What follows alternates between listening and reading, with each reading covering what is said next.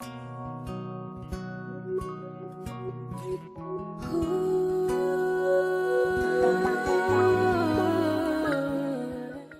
guys, welcome back to my channel. As you can see by the title, today we're going to be talking about why I quit being a flight attendant. So if you watch my channel, you might not have even known that I was a flight attendant, but I was. There was a period last year where you'll see I just kind of like stopped making videos, and that's because I ended up going to flight attendant training.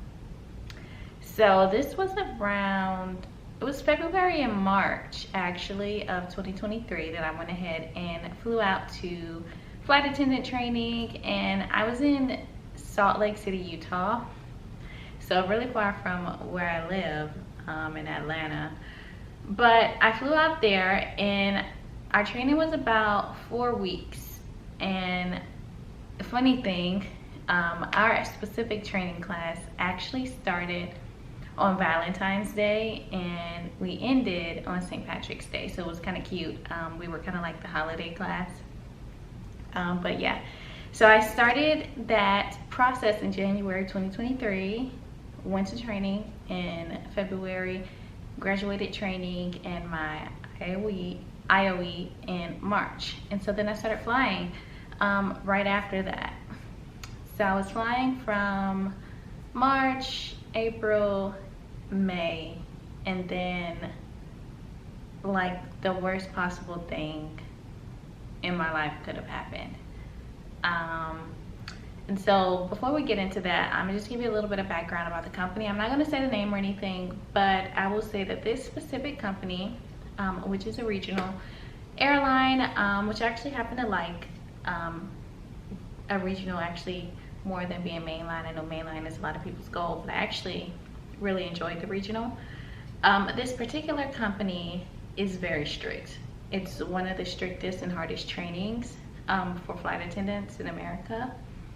And their probation is actually 12 months. Most airlines, I think like all airlines except for this one, is 6 months. But our probation was 12 months. So probation means basically as a flight attendant, you have to be perfect. You have to be perfect for 12 months straight. You only have maybe like 3 opportunities to mess up, the little write-ups that they give you, and otherwise they fire you. I would say that's probably my biggest issue with the flight attendant industry, is that they're not really very respectful to flight attendants, you know, because it's a career path that a lot of people wouldn't do. They know they have a lot of interest every year, and so they don't really care to fire their new flight attendants. Like, they'll get rid of them and discard them like they're nothing. So that's probably my biggest issue with it. But that kind of was a little bit ancillary to my decision to quit. Definitely played a part in how I was feeling, but just wanted to give you a little bit of background about kind of like stressors in the industry, and my particular company being really one of the strictest companies, I feel like, and having that pretty crazy long probationary period. So obviously, if I graduated my trainings in March, in May I am still on probation because it's only been like 2 months. So in May, and I'm not going to go too deep into it, but my family and I lost somebody very, very close in our circle. So we lost a very close family member. I lost a very close family member. However, in this company, like I said, is very strict, and they're very strict about the rules of who in your family qualifies to be like bereavement, like approved or whatever. And so it's only siblings and parents. And so this person wasn't technically my sibling. She was like my sibling. We grew up together. We're a lot closer in age, and we even lived together, shared a room. So she really was like a sister to me, but technically she wasn't. And so it didn't really matter how much kind of like tried to explain that. They were just kind of like, yeah, no, we can't, you know, it just doesn't work like that. Because a lot of things are based on the system, and you don't have a direct manager over you. I would say that's probably like the only benefit to like a regular 9-to-5 job.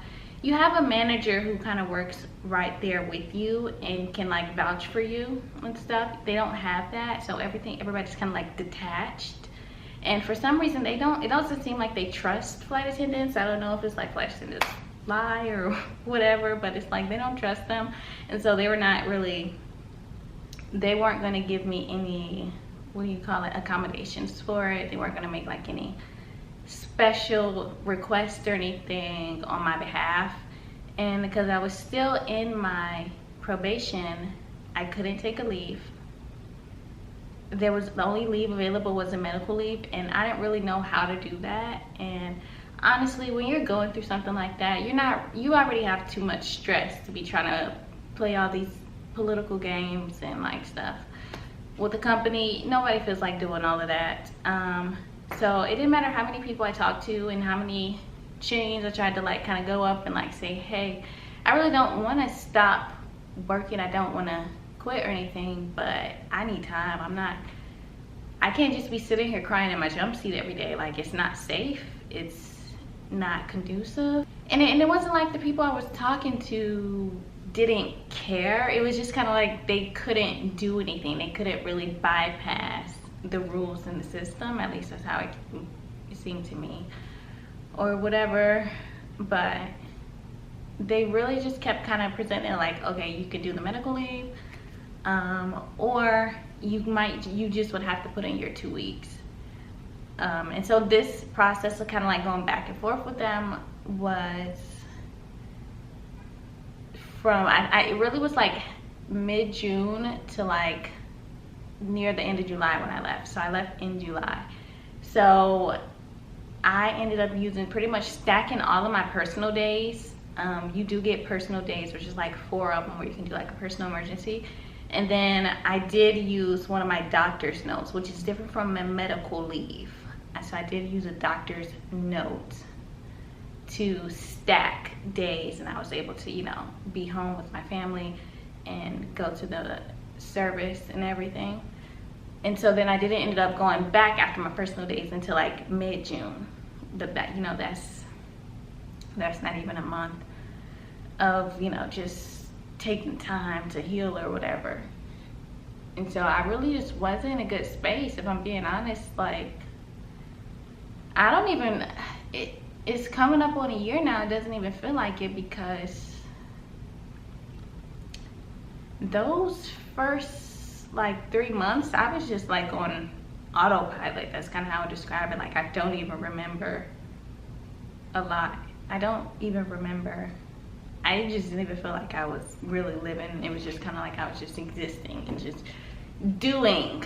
I don't feel like I really started being a, how do you say, like a participant in my own life again until like maybe like September. But yeah, back to the story. So I ended up going back to, or really I had changed bases from Utah to San Francisco. And I had put that in, you know, that request in before everything happened, before we found out about everything. And so I ended up flying to San Francisco, and I was staying with one of my line sisters for a little bit, until her roommate got like sick of me. But yeah, I was staying with them, which was, I feel like it was pretty good for me. I feel like it was pretty cool for me to not be alone during that time. Like, usually you're alone. If you're like staying in a crash pad or something, you're by yourself. But yeah, I was with her, but you know, I kind of knew I was gonna need to do something, because again, I was like on autopilot, just like being. But like, yeah, like I was saying, I was kind of just existing, but still very much grieving. And I was like crying every single day in the airport, on a plane, in the hotels. Like, you know, I just can't do that. I gotta take some time. I gotta be with my family. I gotta try to like figure out how to. So I really had to just kind of figure out how to start existing again in a new normal. One of the things I had actually done was put in a transfer to Phoenix. Obviously I was trying to put in my transfer to Atlanta, but Atlanta was pretty hard to get into.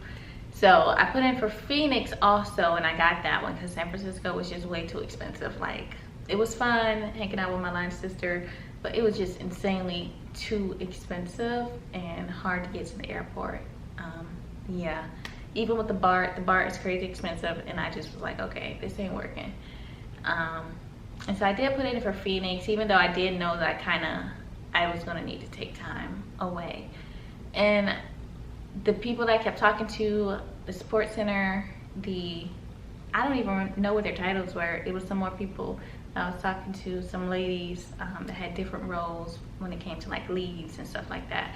And they just kept saying, you know, you're not eligible for the leaves because you're still on probation, but you may just need to take 2 weeks, put in your 2 weeks, and then, you know, just come back when you're ready. And if you come back within a year, you don't have to do the initial new hire training again. And so really that ended up being what I had to do. And so I remember I was working my last flight, and it was Alaska, and we ended up going to Phoenix, and we went to the crew lounge, and I was talking to this lady who was there, and she was so nice, and I was like, wow, it's kind of nice here. You know, I was thinking like, this probably would have been a cool base to be at. Like, they had just got their ERJs, so it wasn't just CRJ flying. I didn't want to just do CRJ flying.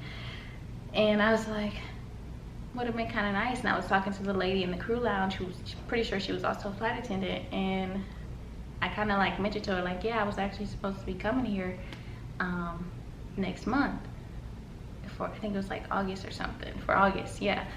But I kind of explained to her like, you know, actually this is my last flight. It might have even been my last day because of everything. And she was just like, there's a vice president that they have, and we've heard her name, I'm not gonna say her name, but or they have, it's not a we anymore.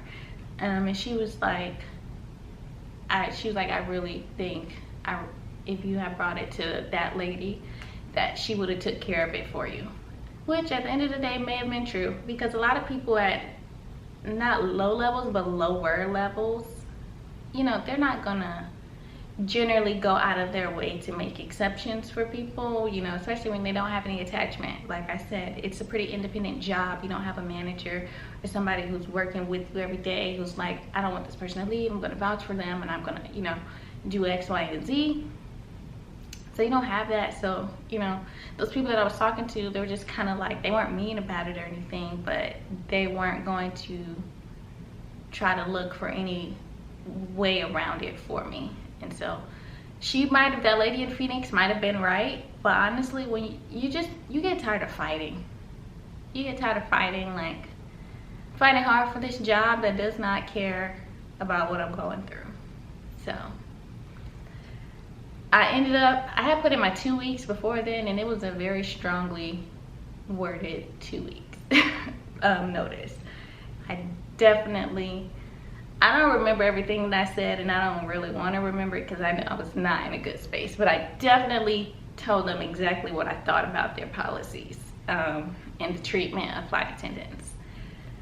But yeah, hopefully they don't hold that against me. Definitely wasn't in the best space, but I will say that I probably meant what I said. I just probably could have said it a little nicer. But yeah, they actually, when I first submitted the 2 weeks, nobody responded. Like, I sent it to like my base regional person or whatever. Nobody responded. So I was like, is it in? Did they get it or whatever? And I ended up actually having to call somebody else, the support center, and get that facilitated. And I had set my end date for I think July 21st or 22nd or something. And I was like, okay. When I talked to the people again, it was like a week later. And so I was like, okay, I submitted it already, but nobody said anything, so I don't know if like what's gonna be the 2 weeks. And so I told her, we discussed it, and we were like, okay, you know what, I'll just work through the end of July. I'll work to July 31st, even though initially, you know, it was supposed to be the 21st. And so then we set that, it was cool. And then randomly, like, so I'm flying my last flight or something, or no, I think I was flying home, because my last flight was Alaska. And then I I actually had a trip to London scheduled because I didn't use my benefits except to commute for anything while I was there. And I ended up doing a trip to London because I still thought I was going to be working the end of the month, and then I randomly saw that they had cleared my schedule from the 21st or something to the end. So like apparently somebody looked at that notice that I sent weeks beforehand, and they still, you know, they decided to honor it, which is cool, whatever. But yeah, I was kind of expecting to work through that whole month, but they just took my schedule off. So I was like, okay, well, I guess I'm going home. And I guess that's the end of it. But yeah, that's what happened. That was the nightmare of why I quit being a flight attendant. It definitely, it's not that I didn't like flying. I actually really love flying. It was really fun. I liked it a lot more than I thought I would.